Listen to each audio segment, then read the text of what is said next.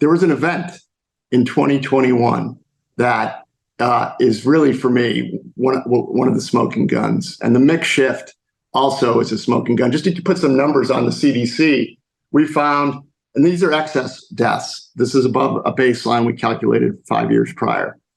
In 2020, 40,000 millennials died excessively, ages 25 to 44. In 2021, 60,000, 50% increase. Gen X didn't fare much better. There were 90,000 excess deaths in 2020, 120,000 in 21. Whereas the old folks saw their excess deaths decrease in 2021. So that was the mix shift. So there were about 500,000 excess deaths in 2020 and 500,000 in 2021 in the US. And there was a complete mix shift.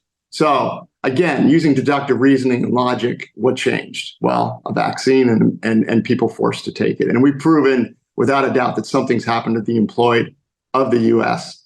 And I went before Senator Ron Johnson in December, told him it's a national security issue. And we know the military has, their problems as well. So it's military, first responders, and all the employed. What's been the reaction from government, from media to what you're saying?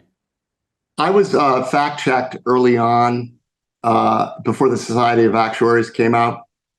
And AP and Reuters asked me for comments in my Twitter DMs. I did not respond because we've learned that when you respond, they twist what you say, and they've already written their article. So I didn't respond, and they said that they fact-checked me, that I was not correct, and that their experts said so. That was it. That was the fact check. So that I haven't been fact-checked really since then. I wrote a book, came out December 13th. There's been no attacks because we put QR codes throughout the book. This is government data. You can maybe debate us on the methodologies we use and how to calculate the baseline to get excess deaths. My team, Carlos and Yuri, Carlos wrote two methodology papers on how he calculates baseline. So anybody wants to, challenge us, we believe we have the way to do it correctly. So no one in the mainstream media is really, they're doing what they did to Bobby Kennedy's book. They're ignoring it. So my book's ignored, which is, right, I guess, testament to the fact they haven't found anything yet to debunk. Yeah, Bobby Kennedy, I think it was like the best-selling book in America, and yet it was on none of the top lists, and nobody was talking to him about it. Yeah, my book is currently doing very well. It's number one in 3 categories. It's vaccinations, virology, and immunization, and it's ranked consistently in the top 200 on the Amazon website. So the book's doing well, but yet it's not reviewed by anybody in the establishment media. Obviously, the independent media has done a lot of reviews that have been very favorable, but it's been crickets from quote unquote the mainstream media. Yeah, which again, as you said, is mostly funded by pharma, which we should have known before, but then it became very clear. What about tech platforms? You were originally banned on Twitter. I think Elon got you back. What's been it like with the rest of the platforms? By the way, we're putting these things on YouTube lately, and I haven't been taken down. But at the time when we put things up in 2020 and 2021, and even last year, we were getting strikes and getting things taken down. Well, you and I are Wall Street guys, and so what happened recently at YouTube? The head of YouTube retired. Yeah. I call that a tell. That's a tell. And I think you're right. The vaccine was a verboten issue in until very recently. So I think something's going on there. I don't know what it is, but it certainly seems that some tech platforms don't want to be caught up because censorship has killed people. Let's be honest here. They suppressed early treatment talk, and then they suppressed vaccination talk. They malign doctors. They deplatform doctors, yourself, me. So lives could have been saved. And when again, this is above my pay grade. I'm not a lawyer. I'm not a prosecutor. But eventually, there'll be questions. And I think they're trying to. I think they had a rut row moment, and they're going back. They're trying to pretend that everything's okay. I think that's what's going on. That's why it seems like things are loosening up a bit. That's my personal opinion.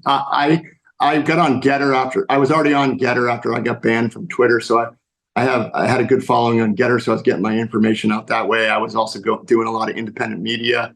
And I'm on LinkedIn, but I don't post anything controversial on LinkedIn. LinkedIn's just a professional site for me. So I've avoided being deplatformed on LinkedIn by posting anything that I'm doing. It's just, people can go and see my resume, basically.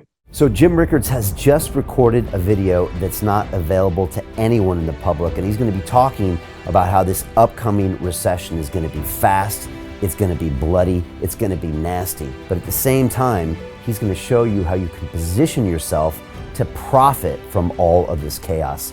Now, we've made this video only available to our viewers. Go to londonreal.tv/Jim. Watch that immediately. I can't say enough good things about Jim Rickards. He understands the global economic system better than any guest I've ever had on London Real. His predictions are almost uncannily true, and you can learn how to profit from his vision, from his expertise, and his understanding of economics. So go to londonreal.tv/Jim or click the link below. It's an excellent, excellent look on what's going to happen in the future and how you can position yourself to profit from that. Jim is one of the best in the business, one of my favorite guests on London Real, and he's very, very good at predicting the future and showing us all to profit from it. So click the link, and I hope you enjoy. The greedy bankers are about to do it again. In 2008, they crashed our financial system and nearly bankrupted the entire global economy. Then they received trillions of dollars in government bailouts. And after, they demanded fat bonuses paid for by you, the taxpayer. It turns out the banks haven't just been screwing the American taxpayers, they're also screwing over their investors. Turns out the banking industry is the worst place you could put your money, despite enormous taxpayer bailouts. Now the bankers are back to take away your financial freedom. They lie and tell you that cryptocurrency isn't safe. They try to make it illegal for you to choose how to invest your hard-earned money.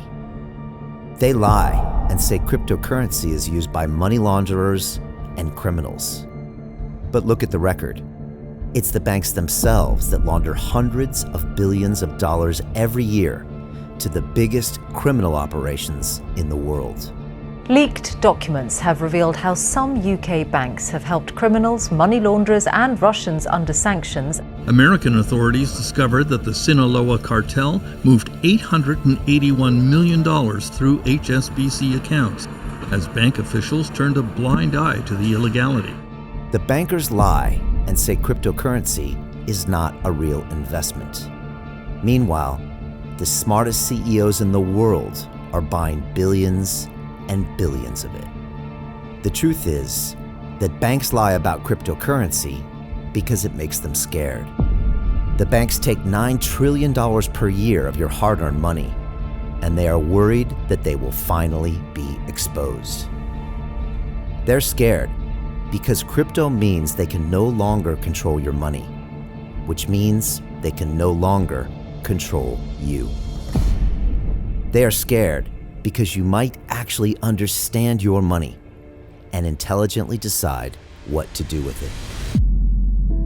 Now is the time for us to come together, fight back, and take control. It's time to educate ourselves, our families, and our communities. Because financial education means financial freedom. We know that cryptocurrencies will help us build the new decentralized financial system of the future.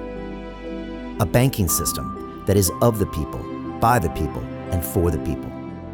A banking system where access to finance is a fundamental human right. A banking system that is free and fair and welcomes all humans on this earth. The DeFi revolution is happening. We, the people, can no longer be fooled. We choose to take control of our finances. We choose to take control of our freedom. We choose to take control of our future. Join us, and let's take back our financial freedom forever.